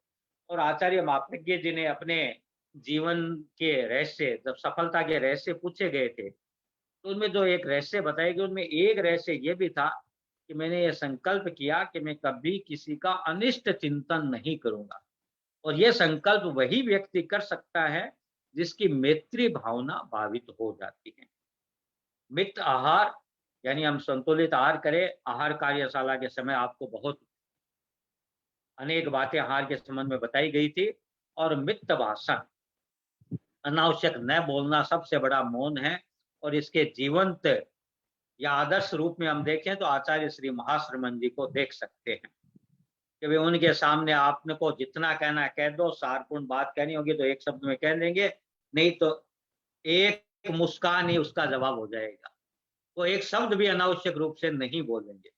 प्रवचन करना है उस समय आवश्यक है तो पूरा लंबा प्रवचन करेंगे। मर्यादा महोत्सव पर उनको श्रावकों को दिशा निर्देश देना है, साधु साध्वियों को दिशा निर्देश देना है, तो वो लंबा वक्तव्य भी दे देते हैं। अन्यथा वे एक शब्द भी अनावश्यक नहीं बोलते। तो ये मित भाषण की साधना भी करें तो समय के साथ हम संपन्न कर रहे हैं। हमने लगभग बस 1 घंटा पूर्व ही प्रारंभ किया था, और चूंकि मैं निश्चिंत था कि थोड़ी बातें अगर और भी होगी तो ले लेंगे, लेकिन अपेक्षा नहीं है। वैसे तो विषय, ध्यान का विषय ऐसा है कि अनेक बातें इसमें की जा सकती है।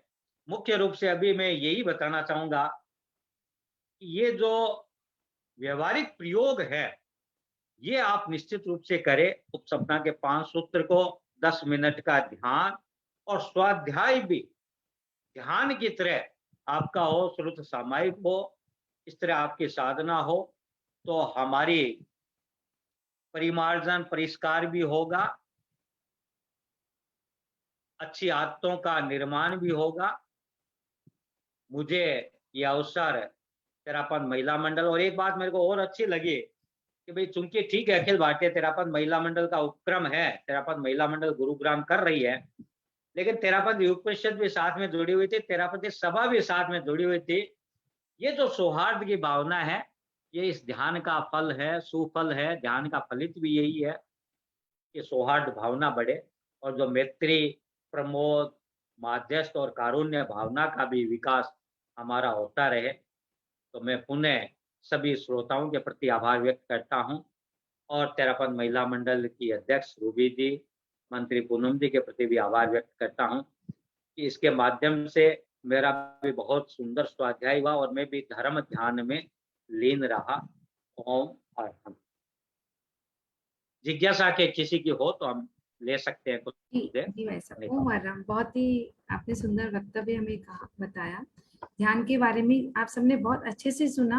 आपके ध्यान के बारे में कोई भी जिज्ञासा है तो आप जरूर पूछ सकते हैं। भाई साहब हैं अभी हमारे संग, राजेंद्र जी भाई साहब जुड़े हुए हैं दुबई से, और विकास जी अहमदाबाद से जुड़े हुए हैं।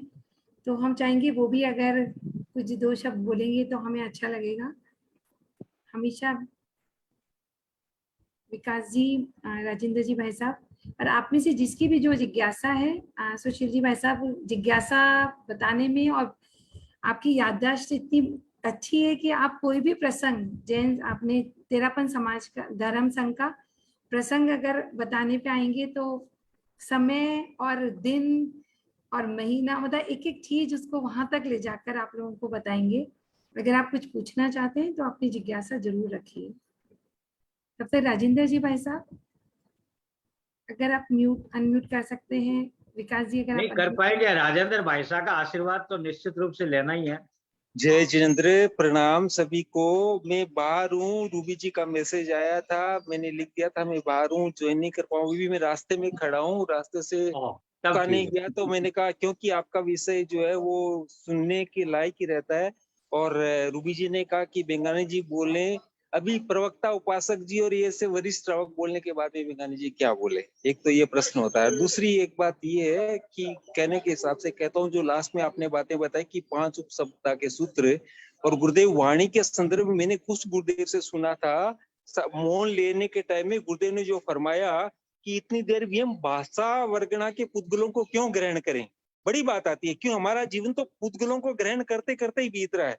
तो उसमें पुद्गलों को ग्रहण करने में जितनी कमी करें, श्वास लंबा करें तो क्या हो गया, श्वास वर्गणा के पुद्गल कम कर रहे हैं, है ना।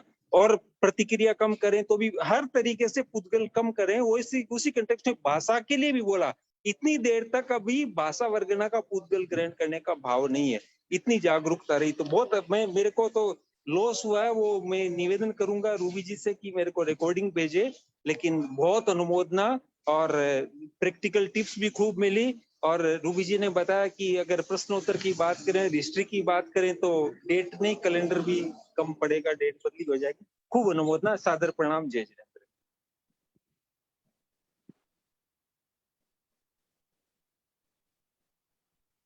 में से कोई भी जिज्ञासा लेना चाहते हैं तो अपना रेज कर दीजिए।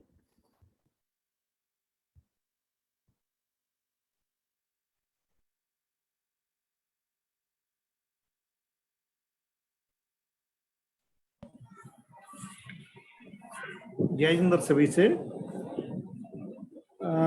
आदरणीय आदरणीय सुशील जी से सब कुछ सुना हमने, और जैसे आदरणीय बेंगानी जी ने भी बोला कि प्रैक्टिकल टिप्स हमें सारे दे दिए हैं उन्होंने, नंबर 1।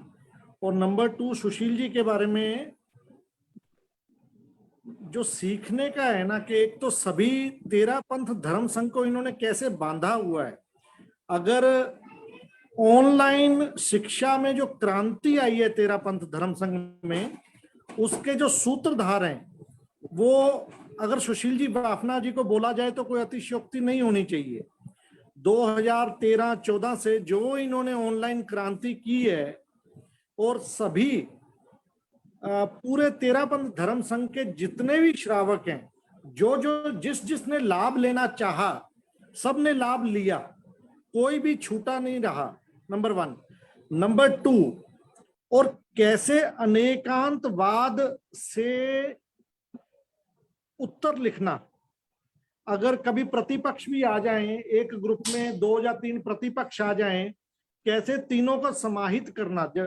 आचार्य यशो विजय जी के लिए लिखा जाता है कि उन्होंने पूर्वाचार्यों को अनेकांतवाद और नए शैली से सबको सही ठहराया। तो सुशील जी बाफना जी का कभी भी आप लिखा हुआ उत्तर देखिएगा तो आपको बड़ा आनंद आएगा, ऐसा लगता है कि सारे ही सही हो गए। तो अनेकांतवाद को उन्होंने जीवन में अपनाया हुआ है और बहुत बड़े उपासक हैं, और हमारे लिए तो बहुत आदरणीय हैं। तो हमारा सौभाग्य है कि आज वो इस मंच पर आए और हमें उन्होंने ध्यान के बारे में इतना कुछ बताया। ओम हरम। सही बोले विकास जी, आपका मतलब भाई साहब का तो ये है कि गुणों के पारखी हम बोल सकते हैं, सबकी कमियों को तो नजरअंदाज कर देते हैं, और कैसे एक टीम का गठन करें, उनको कैसे उत्तरदायित्व दें, किसको किससे मिलवाएं, हमेशा प्रोत्साहन देते रहते हैं। नहीं आप ये तो कर ही लोगे, आप सबको प्रोत्साहन देना और मार्गदर्शन देना और स्वयं पीछे हो जाना। मतलब कभी भी ऐसा नहीं होता कि फेस आएगा सामने साइड से, मुझे मिलवाया इधर, सबको 4 जनों की टीम बनाई, वो चारों काम कर रहे हैं, मालूम चले हम चारों एक दूसरे को जानते नहीं है, लेकिन मिलवाया किसने? सुशील जी भाई साहब ने। और भाई साहब खुद नहीं होते हैं वहां पर, वो साइड में होते हैं, सबको देख रहे होते हैं कि भी हाँ ये टीम बन गई, चलो अब दूसरी टीम की तरफ अपना ध्यान ले जाते हैं। तो आपके लिए तो, आपके तो इन सब गुणों के लिए तो हम बहुत ही आपको प्रणाम करते हैं। अब अगर जिज्ञासा नहीं है तो पूनम भाभी जी, आप में से भी अगर कोई, अगर आप में से बहुत से हमारे संग मालचंद जी भाई साहब भी जुड़े हुए हैं, समाज संस्कृति संकाय से, संघ संवाद से भी सभी लोग जुड़े हुए हैं, तो अगर आप लोग कोई बोलना चाहे तो आप हैंड रेज कर सकते हैं।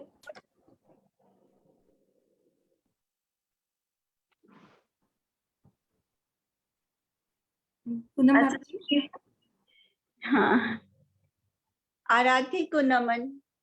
युग प्रधान आचार्य श्री महाश्रमण जी के चरणों में मेरा शत शत वंदन। आज हम सब अपने आप को बहुत गौरवान्वित महसूस कर रहे हैं कि हम सुशील जी भाई साहब को सुनना चाहते थे, और आज हमारी वो कामना भी पूरी हुई।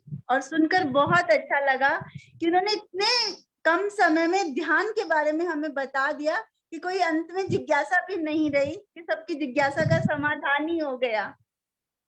और आज हमारे बीच बहुत से अपने गुरुग्राम से ही हैं और बाहर से भी, संतोष जी हैं दार्जिलिंग से, दुबई से राजेंद्र जी बेंगानी भाई साहब हैं, समन संस्कृति संकाय से हैं, मतलब काफी लोग हैं, सबका नाम नहीं ले पा रही हूँ, पर सबके प्रति बहुत बहुत आभार व्यक्त करती हूँ कि उन्होंने आकर हमारे प्रोत्साहन, हमारा उत्साह बढ़ाया।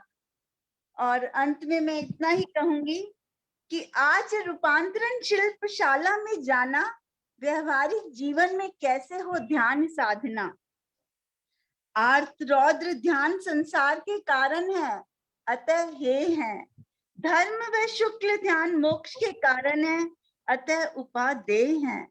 ध्यान तो है ही अंतर्मुखी होना, चेतन मन को सुलाकर अब चेतन मन को जगा देना। पर शब्दों की सीमा में नहीं आते ये भाव। सुशील भाई साहब का दिल से, हृदय से बहुत बहुत आभार, बहुत बहुत आभार। और हमारे कुछ इस कार्यक्रम के आयोजन में या कुछ भी कोई त्रुटि रह गई हो तो हम हाथ जोड़कर आपसे क्षमा याचना करते हैं। और आगे भी हमें आपकी ऐसी कार्यशाला का और आपको सुनने का मौका हमें मिलता रहे, ऐसे हमें आप भी समय देते रहें, ऐसी हम भावना रखते हैं। और आपके प्रति बहुत बहुत आभार। मैं देख रहा हूँ कि प्रवक्ता उपासिका सरला जी सुराना जुड़ी हुई है, और सरला जी सुराना से खासकर जो तेरा तत्व प्रचेता परीक्षा दे रहे हैं वो कोई भी है परिचित नहीं है जी। तो आप उनका स्वागत भी कर सकते हैं और उनको भी हाँ, आमंत्रित कर सकते हैं, और हाँ, खासकर वो प्रेरणा भी दे देगी कि वे तत्व ज्ञान से आप जुड़े। बिल्कुल, आज हम उनको भी सुनना चाहेंगे। सरला भाभी आप अपने आप को अनम्यूट सरला करिए। भाभी जी को भी जरूर सुनना चाहेंगे, वो हमारी उपासक श्रेणी से ही हैं और हमें आज उनका भी सुनने का मौका मिले। जय सरला जी का जिनेंद्र। बहुत जय बहुत जिनेंद्र। अभिनंदन। आराध्य के चरणों में वंदन। ग्रुप में जुड़े, जूम मीटिंग में जुड़े हुए सभी से मेरा सादर जय जिनेंद्र। सुशील भैया, मैं तो भैया ही बोलती हूँ उनको, तो सुशील भैया ने जैसे आप सबने कहा वैसे उनमें ये तो एक गुण है ही कि प्रमोद भावना, और सबको जो जिस कार्य को कर सकता है उसको उसमें जोड़ने का इनका ये एक अद्वितीय गुण मैं मानती हूँ।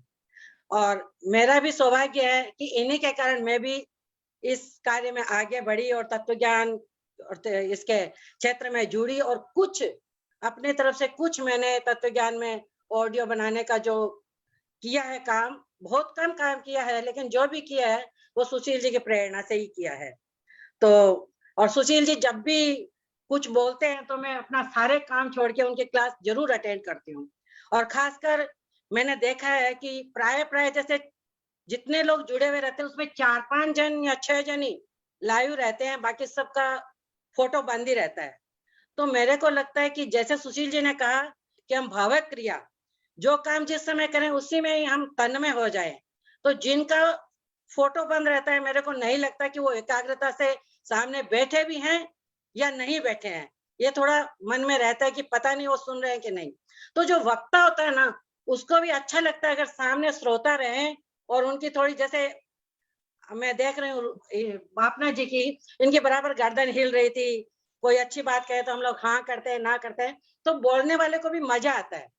तो मैं चाहती हूँ कि आगे से कोई भी अगर क्लास हो और सुशील जी बोले या कोई भी बोले, तो जो लोग फ्री हैं वो कम से कम अपने फोटो खुला रखें, और जो किसी के कारणवश अगर कोई काम करते हुए सुन रहा है तो वो भी गलत नहीं है, काम भी हमें करने पड़ते हैं और आजकल क्लासें भी बहुत ज्यादा होती है, तो हम उतना समय अगर नहीं निकाल पाते, पर जो भी सुने थोड़ा ध्यान से सुनेंगे तो हमको लाभ होगा, और सुन के अगर उस पर अमल करेंगे तो फिर तो सोने में सुहागा होगा। तो मैं सुशील जी के प्रति और आप सभी के प्रति कृतज्ञता ज्ञापित करती हूँ और यही चाहती हूँ कि ज्यादा से ज्यादा लोग तत्व ज्ञान से जुड़े, तेरापन दर्शन से जुड़े। और मैं भी मैंने भी अब तत्व ज्ञान तेरापन दर्शन के साथ साथ मैंने भी अभी MA किया है जीवन विज्ञान में, तो अभी थोड़ा मैं उस क्षेत्र में भी जा रही हूँ, उसमें भी तो मैं भी थोड़ा ध्यान करना शुरू की हूँ अभी, तो मेरा भी इसमें विकास हो, ये मैं सबसे मंगल कामना चाहती हूँ आप लोग सभी से। ओम अरहम।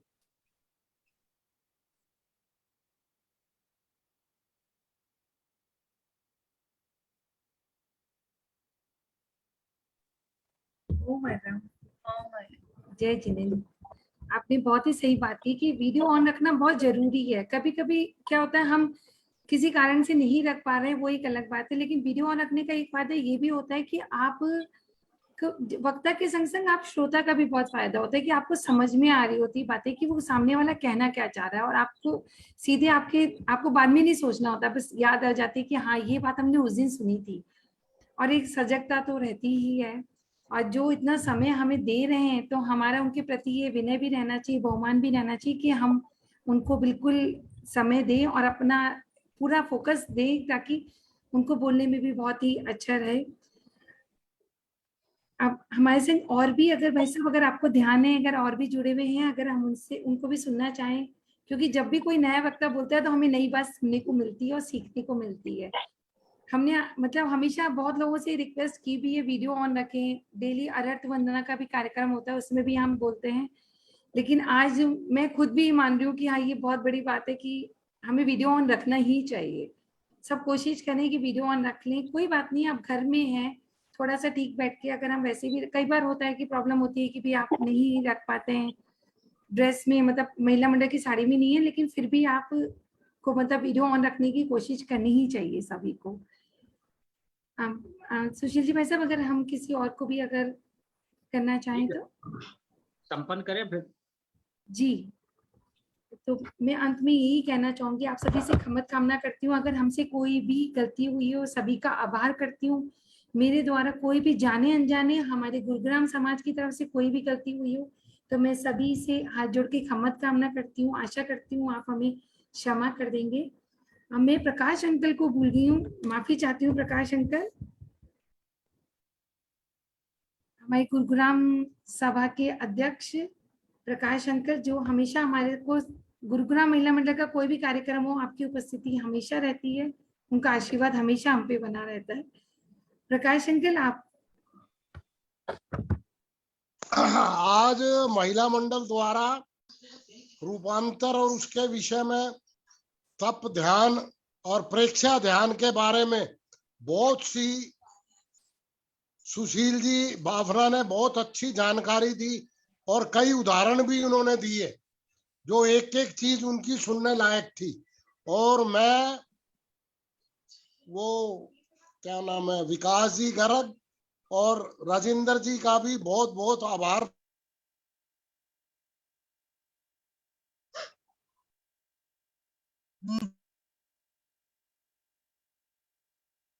म्यूट हो गया भाई साहब। अंकल हम म्यूट हो गए।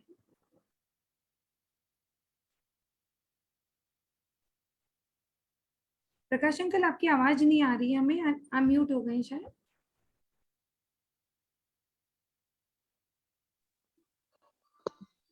हाँ, आ रही थी क्या आवाज जी? नहीं अंकल अब आ रही है, पहले म्यूट हो गए थे शायद आप। हाँ, वो बीच में फोन आ गया था, आ रहा था कोई। मुझे लग गया।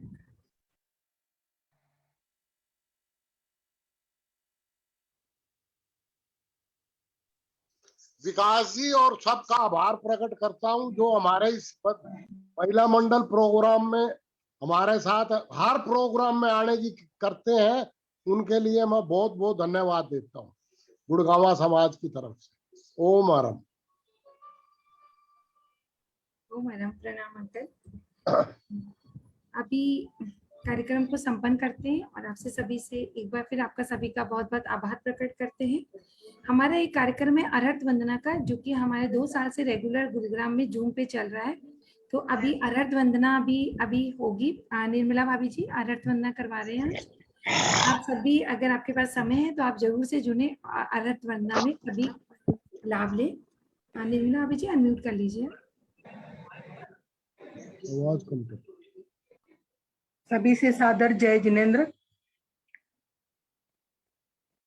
श्रद्धा स्वीकारो तेरा पंथ राधिते वता, शक्ति संचारो तेरा पंथ शासन देवता, थारे पर मारी आस्था परंपार हो, जन जीवन आधार हो, ऋगतंत्री रातार हो, मारुधर रामंदार हो, तेरा पंथ राधि देवता, श्रद्धा स्वीकारो तेरा पंथ शासन देवता,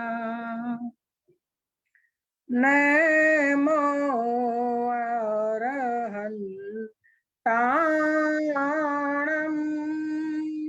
नमो सिद्धाणं, नमो आयर्याणं,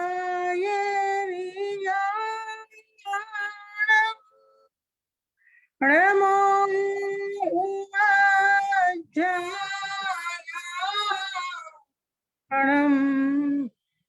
नमो लोये सप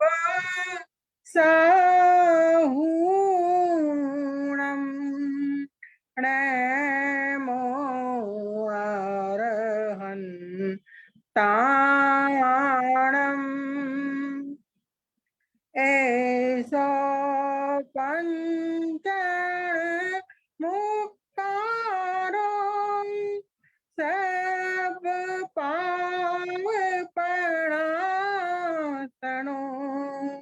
मंगलाणं च सबेसिं परमं हवै मंगलम् जय बुद्ध ऐकंता जय बुद्ध अनागया संति देशिं पैठाणम् भूयाणं जग जहा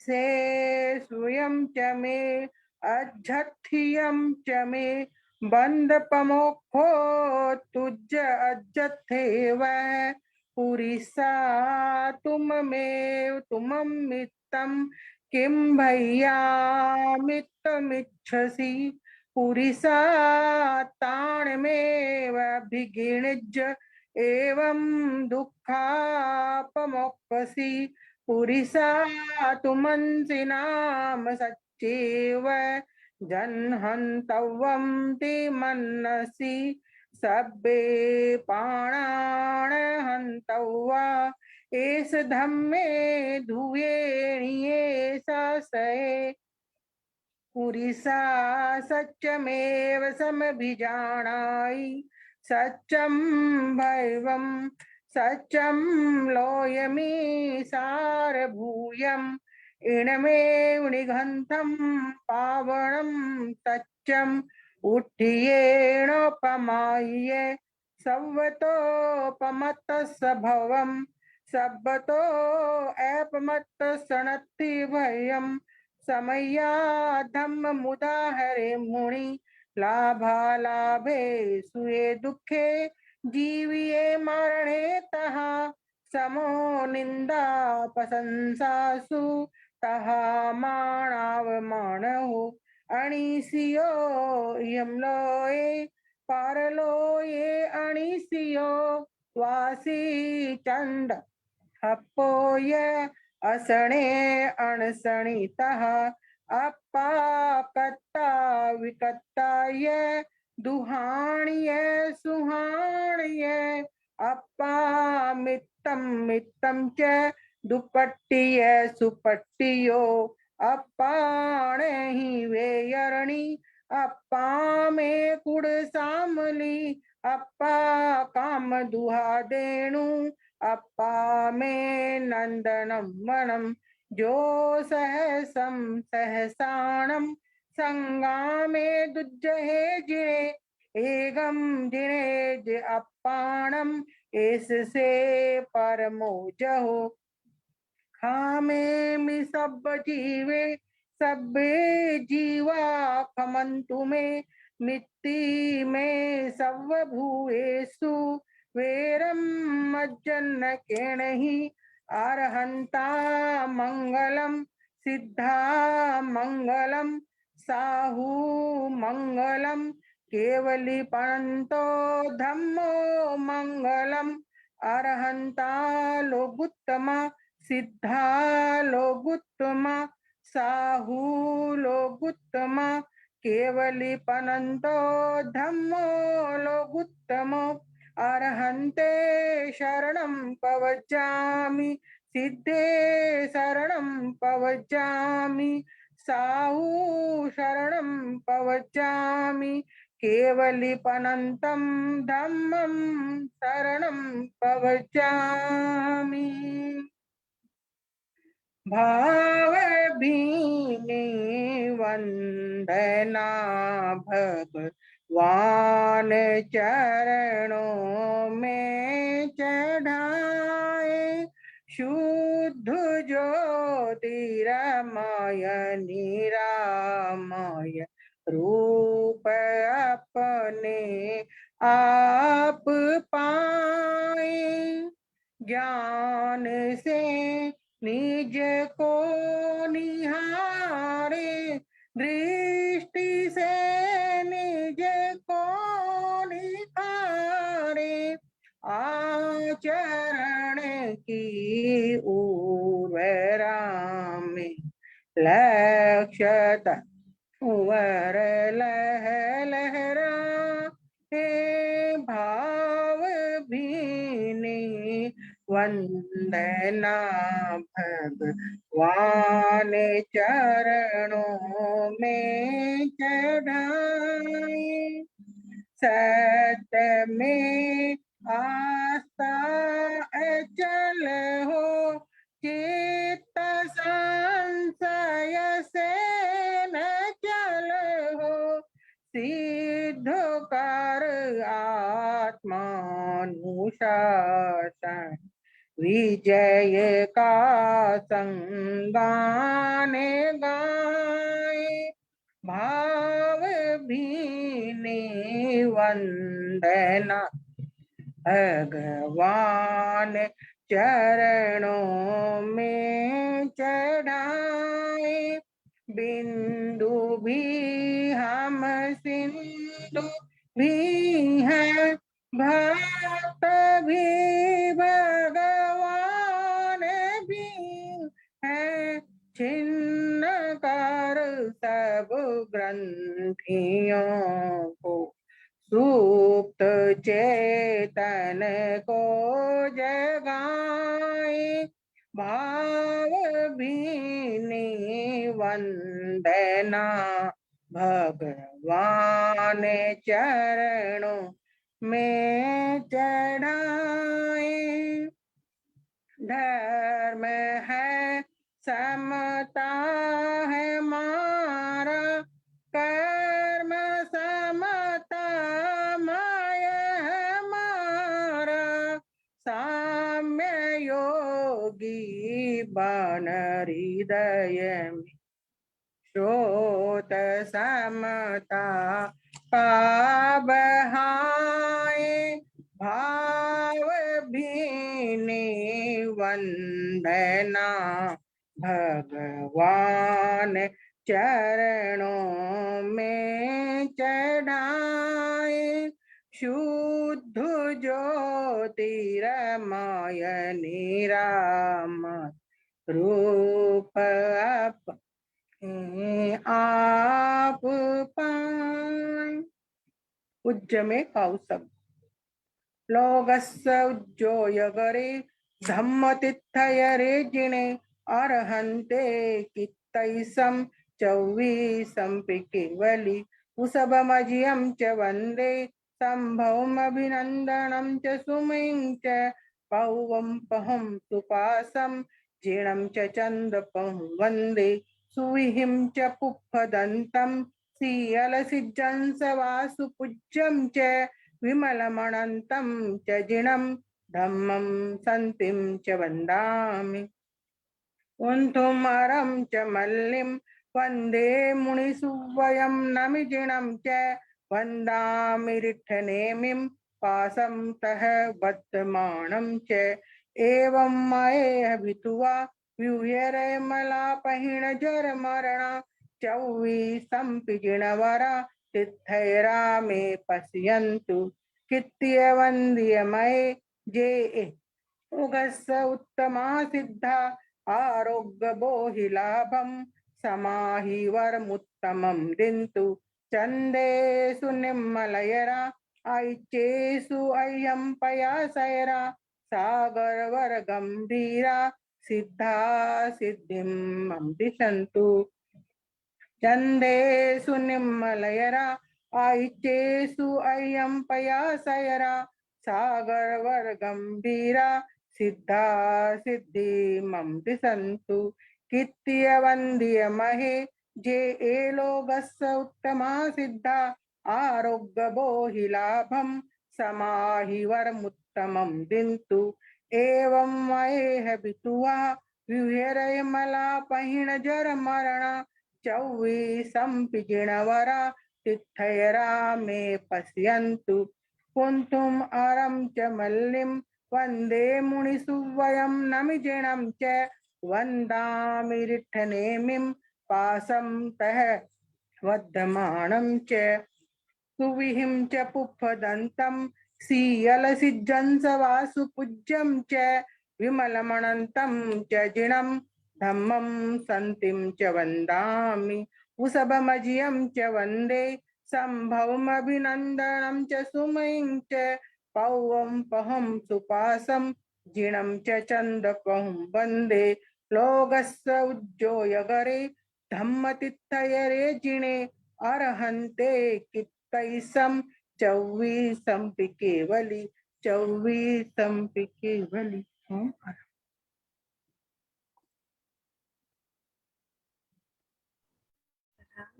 कृतिज्ञोस्मि। हम सभी बहुत बहुत आभारी हैं आपके, और सभी से सादर जय जिनेंद्र।